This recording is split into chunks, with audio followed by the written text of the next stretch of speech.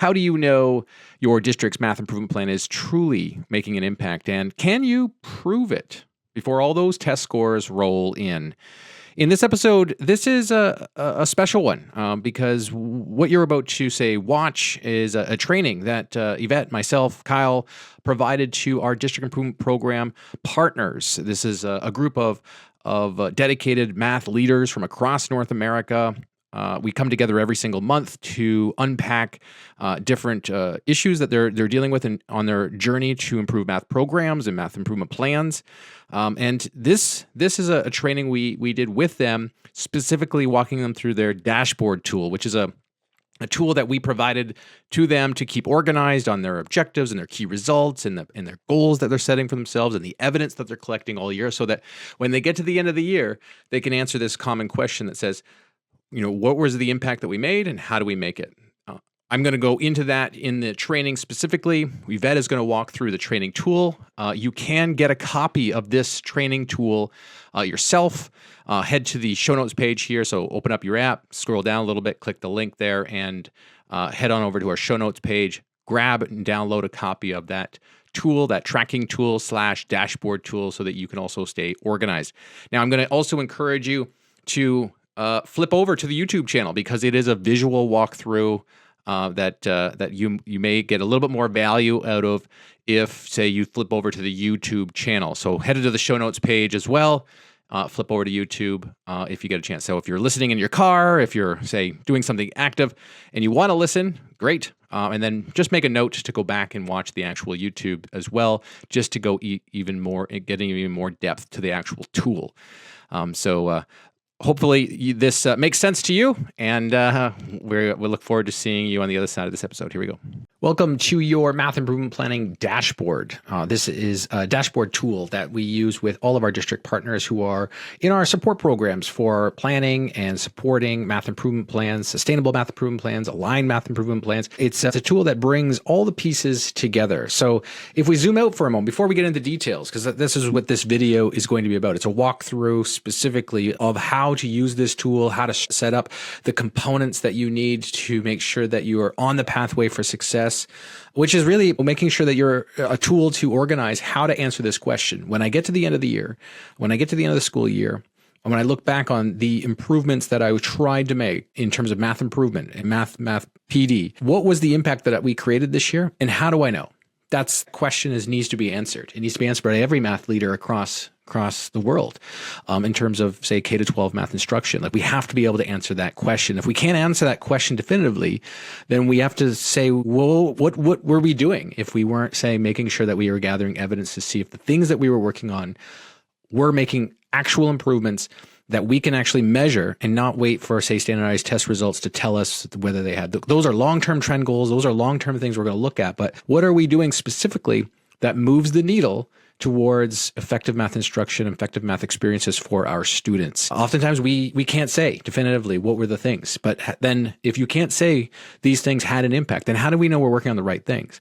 And how do we know that we're not, say, or needing to tweak and strengthen those right things? We have to look for those appropriate measures. And that's what this dashboard tool does. It builds on the process that you need to strive for math improvement and structure your math improvement planning process around. That's what we teach here at Make Math Moments, which is our math improvement planning process. So before we kind of dig into the sheet itself, one of our coaches, Yvette Lehman, is going to dig into this sheet and how to use this sheet. And somewhere around this video, you can download a copy of this sheet. It is for you. You can definitely use it to make improvements across your district and structure and coordinate the efforts for professional development across all the layers that exists. That's what we teach, as I said, here at Make Math Moments. But to zoom out, it's important to know where we're trying to go and zoom out why we've coordinated this sheet to do what it does. Because we believe strongly there are 4 key areas to strengthen and optimize for in math improvement planning at the district level or at the school level. It's a fractal process. So these 4 areas are making sure that we have a clear vision that's defined. We have the objectives in place. We have the key results that we want to measure throughout the year.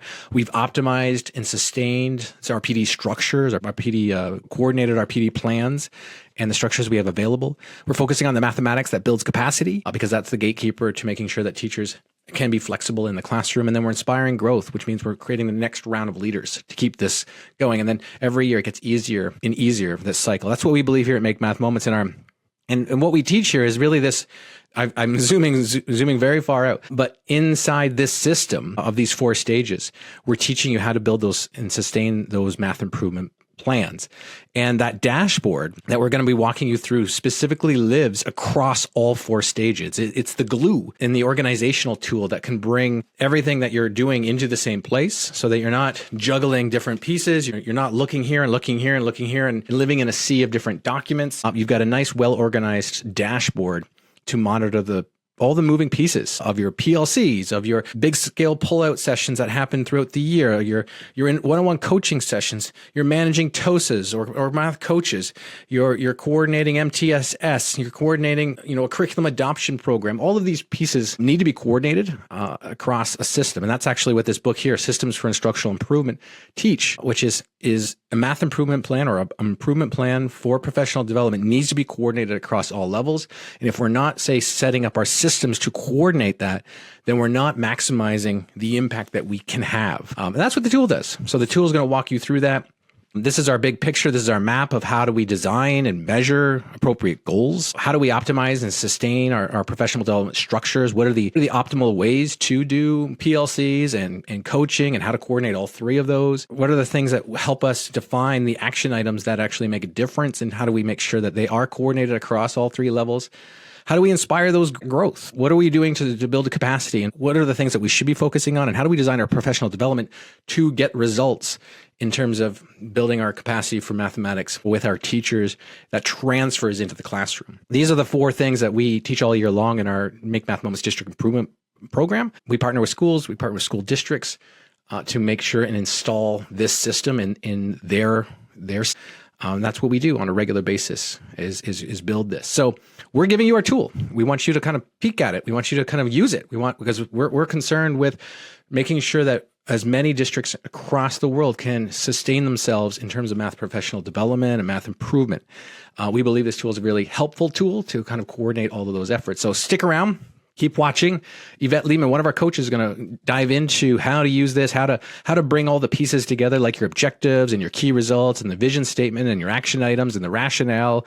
We use an if then how framework, how to like make sure that the evidence is collected. We're going to talk about all that in this video. Here we go. So I want to show you kind of like a high level preview. So some of you might be familiar with this tracking sheet. It's a progress tracking sheet, but we've made some modifications to it over the last few weeks to kind of capture everything that we talk about when we're in calls with our partners.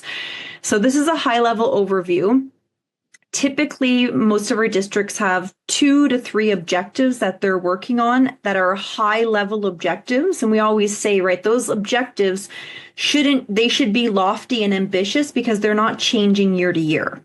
They're going to hold true for 3 to 5 years so that we don't have every single year it feels like we're starting over again. We want that flywheel effect. We want the momentum to continue. And we want to build sustainability.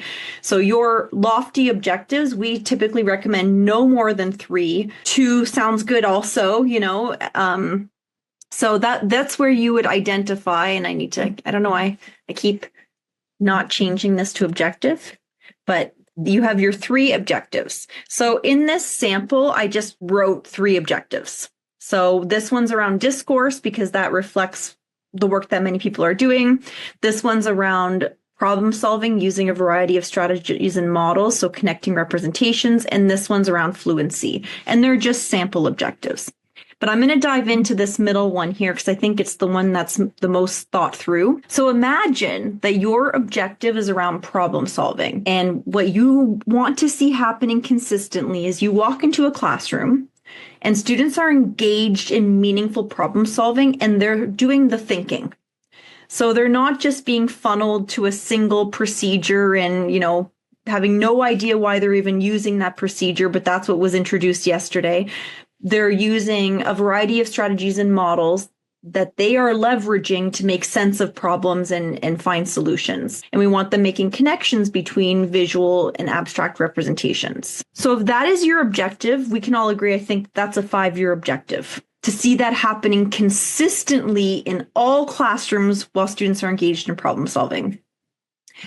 The next piece of the puzzle that we've been kind of fine-tuning is, well, how are you going to keep a pulse on that change in the long term? So what is happening currently in your school or district? So do we have a good kind of pulse on what is currently happening in our district when students engage in problem solving? Can we articulate the current student behaviors? What does it look like, sound like, feel like when students are solving problems in their classroom? Once we have that baseline, we need to be able to notice and name change happening over time. And so what we're suggesting is, do you have some type of structure or tool that helps you capture that change over the long term? And so the one that I suggest in this sample is like a walkthrough protocol with a standardized observation tool, where we're all talking about what we're noticing and naming, and we're looking for evidence of this shift in student behavior. And we're, analyzing, we could look at like frequency of a variety of strategies and models and graph the frequency over time. And maybe this walkthrough makes sense to do every single year, but maybe it actually is like every 18 months or in 2 years, because in 6 months or 9 months, you're like, I don't think we're going to see a lot of change. It's not a good use of our time right now. But in 18 months, I want to take another pulse on the system. I need to know that we're working toward our objective. And we want to have all stakeholders involved in this process and understand what the tool is for and how it's helping us get closer to our vision for mathematics teaching and learning in our district. So you have your objective, and you have your long-term way of monitoring growth towards that objective. So these two are kind of big picture. Mm-hmm. And how is that? I think, you kind of were saying you're wrapping your mind around like this process. And I think a lot of us still kind of are trying to also go like, how does this play out? What does this look like for me? What was that kind of like shift that you felt like you were making? Okay, so what I was struggling with is that sometimes I was describing this monitoring tool, like this evidence of change that's more broad and has a larger scope. I was calling that a key result. But that is not a key result. And I'm going to talk about why it's not a key result. So this like lofty documentation of ambitious change over time and observable behavior over time isn't specific enough, time-bound enough, actionable enough to be a key result. And so that was where I was confused in this process, and I've gained a bit of clarity over the last few weeks. Sense, John? Yeah, no, and I know, and I was sharing this with Michael and Morgan, who are here on the call, and I know that the key result process has been kind of like, how do we do this right? How do we feel like this better? I don't know if Michael and Morgan, you guys want to like. I remember on our calls last week, I think it was last week, we were like, I think that makes it more clear about how to think about my objectives and key results in terms of, say, the measurements, and not always having to say like, I need to take these measurements throughout the year when we might not see exactly the change that we might want to see on that thing, then get more specific with short-term measurable goals. I don't know. I don't know if you guys want to, you don't have to. I'm putting you on the spot for sure. Yeah, I think that we were struggling with having those big goals and feeling like we needed to measure them every quarter when we knew that we weren't really making that much progress. And so now that we've kind of looked at this with John, I think it seems more doable and like we can actually make steps towards things. And so I think it'll work out better. Some of you have an observation tool that you're using through your walkthrough process. Some of you have teacher surveys, for example. And the thing is, like, you're not going to see a drastic change in efficacy on a teacher survey in a few months. Like, what you're looking for is trend data over time. And same with for everyone. I would say maybe if you were like working with a teacher repeatedly over those months, you would. You're surveying the entire, all teachers in the system, let's say. Or if you're using student assessment data, like, that's trending data as well. So it's like, and it's lagging. So it's like we can use that as a long-term measure of change over time, but it's not really helpful for monitoring the work we're doing right now, like the steps we're taking immediately. So that's where our key results come in, which I have 2 key results for this problem-solving goal or objective. So the key result should really be the results you want to get in the short term. It's a milestone you want to hit on your road to meeting that objective down the road. So it's something you're going to commit to and you're going to monitor in the next 3, 6, 9 months. It's a short term, like something that you can actually say by the end of the year, yes, we achieved what we set out to do this year. So here's an example. So imagine you're working on connecting representations and increasing the use of efficient strategies for your students. A key objective might be that by May 2025, 80% of Case 2 students will show an increase in the average number of accurate models and strategies used when solving subtraction problems as measured by a pre-post assessment. So why is that a key result? Because it's narrow. Like we're talking about a defined grade band. We're talking about a single operation that we want to strengthen, which we know will require us building teacher capacity. And we're going to closely monitor a sampling of students within that grade band with a pre-post assessment to see when I give them, 3 different subtraction structures in September and they solve it, and then I give them the same 3 subtraction structures in May and they solve it, are we seeing an increase in the variety of representations and strategies that our students are using? That is a key result. Another example of a key result, it doesn't always have to be student data driven, a key result. It's just something you're trying to accomplish. So another key result is like 80% of grade 4 to 6 teachers will implement a problem string once a week. Like that's something that you're saying we're committing to this year that needs to become a norm within our district. And then we're going to monitor that using coaching logs and teacher daybooks. So your key results should be very specific, very narrow, very achievable. Yvette, what do you say to when you think about it like that? Because I think a lot of us our minds are going like, does that mean I need to write a key result for every grade or every, say, elementary and high school and maybe grades 1 to 3 and then 3 to, like how many key results am I actually going to write? And then how many key results am I going to create? Measurement tool, so when you say it like that right now, it feels like that's a lot. So what do you say when you're like, do I do a lot or do I do a little? And is it okay that I do a little, even though it might be a lot? So for us, I think it's about feasibility. Right. Like if you can do it, if you can commit to 4 key results and you actually have the capacity and time and resources to achieve those 4, that's amazing.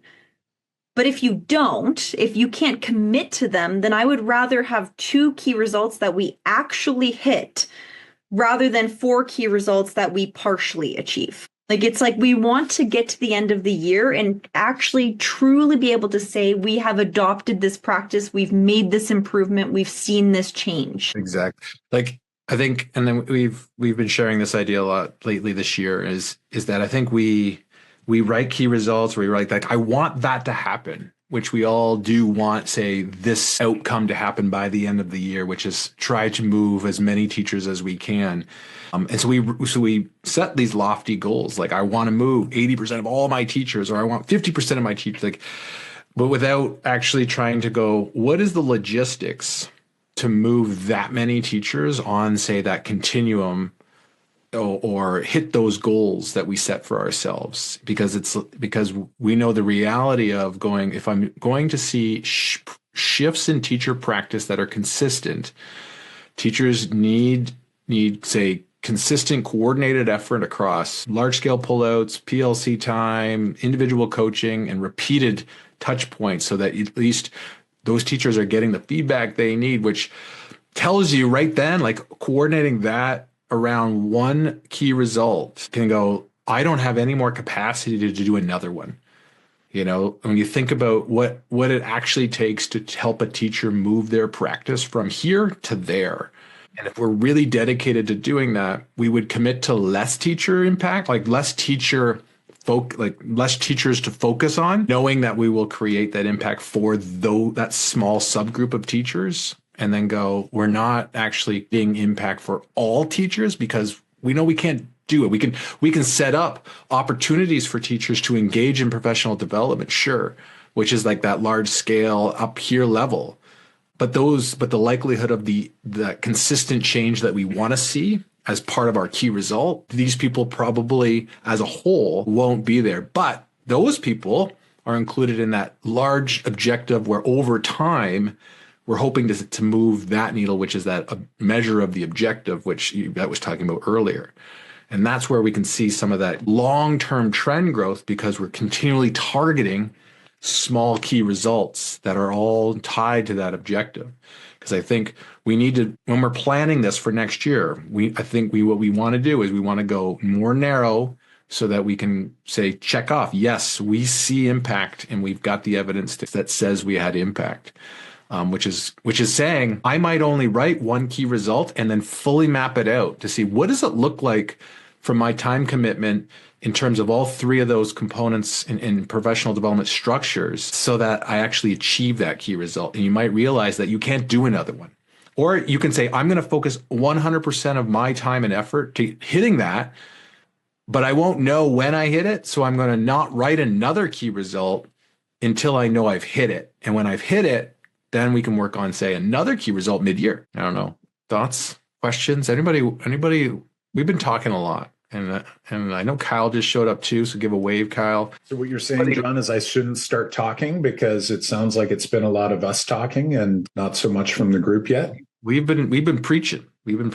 Anybody want to add a comment or a question or a wonder? Yvette's also not fully mapping this out yet for you, so we still got a little bit more to walk you through here. I'd love to get some people's first blush thinking behind what we're sharing. And one thing I will say, having come into the meeting a little late here, is you can easily be overwhelmed by looking at this on the screen and seeing a lot of text and a lot of things going on, but keeping in mind that this is something that, we craft as we go through the process, slowly but surely. And really, I think the goal here is about trying to stay as reasonable and realistic, I think, as possible, so that we can stay on track to make real gains in those key areas that we're after.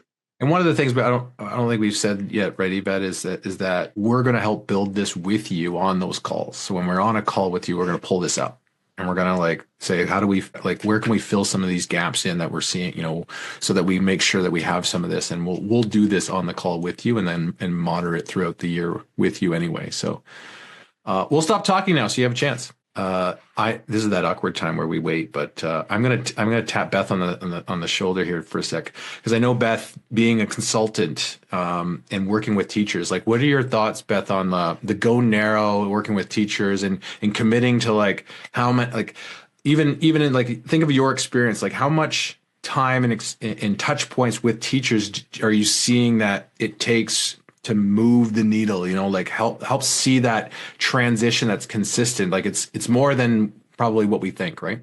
Yeah, absolutely. Absolutely. In fact, that's something that I've noticed in my own practice and supporting teachers, is that if I go too broad, then nothing gets accomplished. I'll have maybe one or two teachers from a school that I work with who are super excited about it, and they will grasp onto it, and everyone else will just kind of be like, okay, every year we sit in these professional development sessions and we learn these new big lofty things that we're supposed to be doing. And so they just kind of close their door and keep doing what they've always done.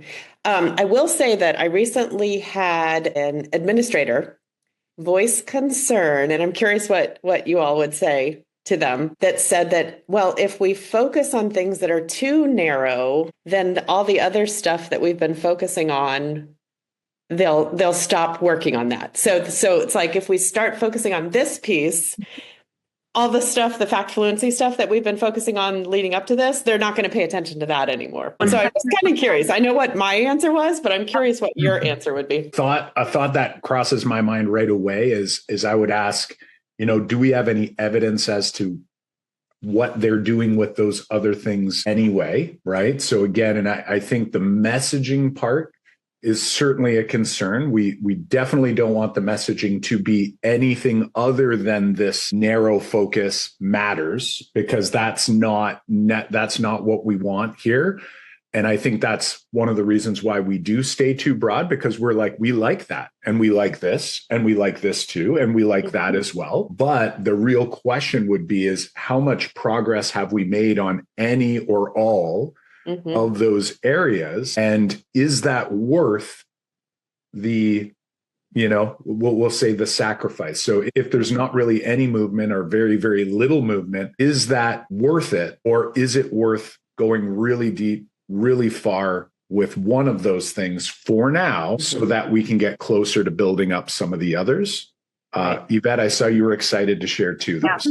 I think this is a problem, and I'll share an example in my own district. We made a shift around the science of reading towards a phonics-based approach to literacy instruction in K2, and we focused a lot on phonics because that was the piece that was missing. We now have 100 minutes of phonics only in our district because we focused. It's like teachers abandoned all of the other good things they were doing in comprehension to prioritize phonics because that's what they've been hearing for the past 2 years is the priority. So that is absolutely a legitimate concern.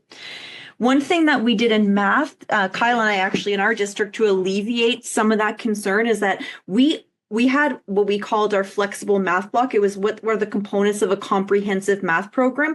And in every single touch point, we would zoom out, then we'd zoom in. Then we'd zoom out and then we'd zoom in. And we would really try to help teachers understand where this lives within their comprehensive math program and being very explicit that this is one piece of it and this is where this piece lives. This is where this, because we always had to remember the big picture. And I think maybe in literacy, although we tried to do that, we weren't super clear when we rolled out the phonics instruction what the other part looks like. And so we didn't focus on it. We weren't super clear around how to support comprehension in K2. And so we had a huge pendulum swing and now we're trying to correct it. So I think that's a really, really valid point. I think the zoom in, zoom out part is why having the objective and the key result, like the key result supports the objective. So when we say this is the objective, like that's probably likely like the thing that you were talking about anyway, but like we were focusing on this idea, but then we're going to get narrow here. Now, if the narrow part is completely disjointed of the broad part, then you can see that which one is which and should we go here? But if they're connected and it's like this supports that, then you're not saying we're not focused on this. We're actually focused on this. So everyone understands we're focused on this. But this small subgroup or this target or what we're going to do over here is more specific than say this. And it's like the thing we're going to really focus our attention on for measuring and for really, focusing the PD around, but without sort of shunning all of the other great things that are already going on or that we still want to be working towards as well. Sure. Kyle Morgan says, share that link in the chat. Yeah, let's see. Is it still up on the web? Let me see. Kyle will do that. Any other wonders, questions? I think I know Yvette wants to share a little more. Go for it, Yvette. All right. So after we've identified our key result, a process that you may find helpful or may not. So this template is for you. You can change columns, change rows, how you see fit. But basically, this is our if-then statement. And it's kind of like our rationale for how this key result gets us closer to our objective. So if our objective is students connecting representations and using a variety of strategies for the purpose of problem solving through reasoning, okay, how does this key result around supporting subtraction, strategies, models, and structures in K2 help us get closer to that goal? I think this is an important process to engage in. Whether you include it on here or not is up to you, but really to understand the connection between your key result and the outcome you're hoping for long term. And so an example I'll give to you is Gwen in New Jersey. She is supporting the implementation of Math Fact Lab in her grade 1 to 3 classrooms right now. And so I pressed her to say why.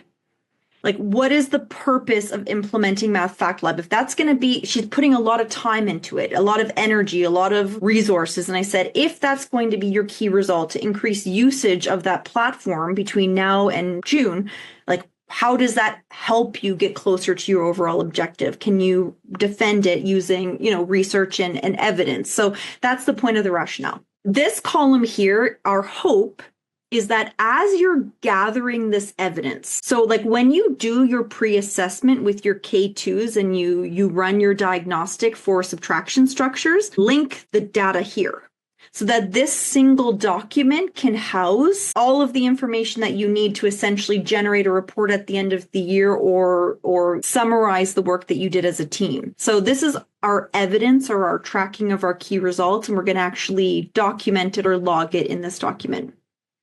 Here's probably the most important part, and maybe you want to move these over closer to the key result. Give me some feedback on that. But this is now your plan for how you're going to achieve this. So if you want to strengthen the use of a variety of strategies and models for K2 students when solving subtraction problems, what's the plan? What can you commit to ensure that this result is achieved by the end of the year? So, maybe it's a half-day professional development session or multiple half-days. Maybe they're going to engage in a formative assessment cycle where they're going to bring evidence, they're going to bring that data, that pre-assessment data to the table, and we're going to talk through the student thinking and learn a variety of strategies. Maybe they're going to have coaching support. Maybe they're going to engage in a book talk with figuring out fluency. This is what John was basically saying. It's like your key result can only be as good as the commitments you're able to make to it. And if you go through this process and you're like, well, I actually can't really commit very much to this key result, maybe it's not worth having as a key result this year. Maybe that's a next year key result. Another thing we wanted to include is, who is the audience for this action? So is this for leaders? Is it for teachers? Is it for coaches? Is it for, who are you going to target through that particular action? And then what is the subsystem? So is it Polo professional development? Is it through your PLC cycles? Is it your coaches? Is it a book talk? Is it other? And this one was developing resources for teachers, like on a website, for example, that they can access. We have due dates for all of these actions, as well as, you can track the status of them and then ultimately click them as complete by the end of the year. So that's kind of an overview of this template or this progress tracking sheet. So I'm going to use Annie as an example because I've been working with Annie a lot recently, trying to get things moving for next year. So one of Annie's goals, and Annie, jump in anytime, is hopefully to increase the effectiveness of the teacher collaboration time next year. And so a key result for Annie might be that 100% of teachers engage in one lesson analysis or unit analysis formative assessment cycle, and 100% of teachers have positive feedback from that experience as measured by an exit ticket. Like that might be the key result for Annie next year, because her goal next year is to strengthen their use of teacher collaboration time so that it's more purposeful, meaningful, targeted to student learning. So that's a key result. But then the question is like, okay, how are we going to make sure that happens? How are we going to ensure that 100% of teachers engage in at least one impactful PLC cycle? Who are we putting in place to support that? What learning do we need to do? Is there a professional development day kickoff in August to, are we going to develop a district-wide template? Like all of the work that has to go into ensuring that is successful becomes your action steps. And that's connected, of course, to what you want to achieve next year. All right, that's it for me. I'm done now. I'm going to get off of my soapbox for a while. Okay, so that was our training that we did with our mastermind group, the group of district leaders, math coordinators, coaches, administrators who come together every single month to unpack ideas to strengthen their math improvement plans, talk about pebbles in their shoe. They get to, rub shoulders with each other so that they can kind of bounce ideas off each other. So districts of the same size are talking with leaders from other districts across the country or across North America. We do that every single month. And in this, what you just, listened to, or if you're over here on YouTube, you watched us kind of walk through a training tool that we have specifically for organizing goals, evidence, key results, and the action items that you're tracking for math improvement specifically, so that you're staying organized, but also you're making sure that you answer at the end of the year, like, what was the impact we had this year, and how do I know that impact actually had impact. And this tool helps you organize and structure your improvement planning to answer that question. So again, you can download that tool completely for free. It's our gift to you. Head on over to the show notes page at makemathmoments.com/episode 374, makemathmoments.com/episode 374. You can download a copy of that tool to use in your own math improvement planning. Again, if you listen to this, but you haven't yet watched it over on YouTube, we encourage you to head over to the YouTube channel. Just go to YouTube and search Make Math Moments, and you'll find this training or this video specifically on the dashboard walkthrough tool so that you can go even more in depth to what we talked about here today. But looking forward to connecting with you. And if you do want to, say, take a deeper dive into how to create math improvement plans, let us know. Head on over to makemathmoments.com/discovery. We can talk about how our program can support you and your goals this year. Makemathmoments.com/discovery. Take care.